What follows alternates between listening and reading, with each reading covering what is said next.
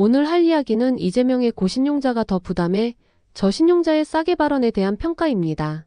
이재명은 이자 15%가 서민금융이라는 것이 이해가 되지 않는다. 경제성장률이 2% 시대의 10배에 가까운 이자를 낸다. 이래서 서민들이 살 수 있냐라고 말했습니다. 더 많은 이야기가 있지만 여기까지 이야기하겠습니다. 궁금하신 분들은 풀영상을 보시면 됩니다. 5분도 되지 않으니 유튜브나 틱톡에서 확인하실 수 있습니다. 이재명을 제가 싫어하는 이유는 서민이라는 단어로 선동하기 때문입니다. 뇌를 비우고 이재명에게 호감을 가진 사람이라면 쉽게 선동당할 만한 이야기만 합니다. 그냥 사람들의 감정을 움직이는 말을 정말 잘합니다. 하지만 그의 발언은 경제를 숫자가 아닌 감정으로 보고 있는 것입니다. 한 나라의 경제를 책임져야 하는 대통령이 저런 마인드를 가지고 있다는 게 경악스럽습니다. 15%는 대부업으로 넘어가기 이전의 마지노선 같은 수준입니다. 대부로 넘어가는 순간 기본 20% 이상, 대부분은 법정 최고 이자율까지 올라갑니다. 이마저도 국가가 규제를 강화하면서 합법 대부업체들은 줄어들고 있습니다. 결국 더 위험한 불법 대출에 손을 대는 사람들이 늘어날 수밖에 없습니다.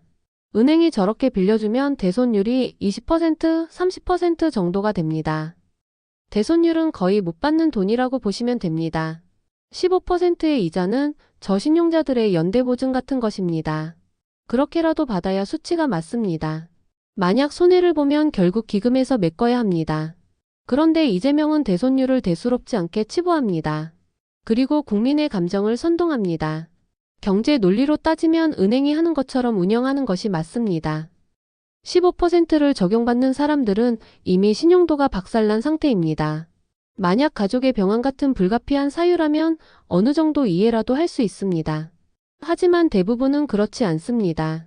요즘은 신용도가 높아도 대손율이 발생해 예전처럼 대출을 잘해주지 않습니다.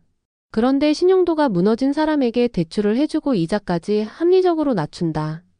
그것 말 그대로 감정으로 경제를 보는 겁니다.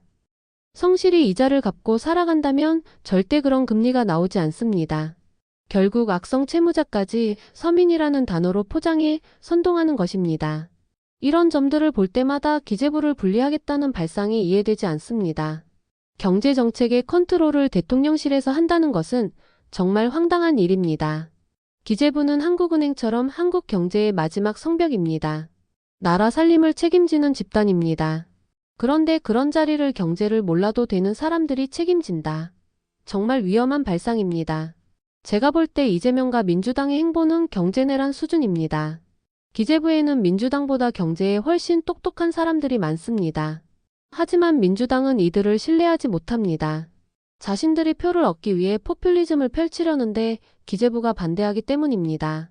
결국 나라 곳간을 지키는 사람을 배제하고 민주당이 직접 쥐려는 겁니다. 이재명은 부자를 악으로 서민을 선으로 보는 흑백 논리를 펴고 있습니다.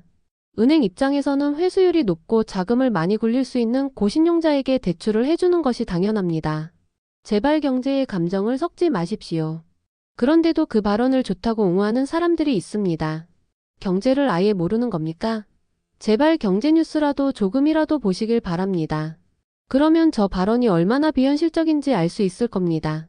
이상 자유로운 이야기였습니다.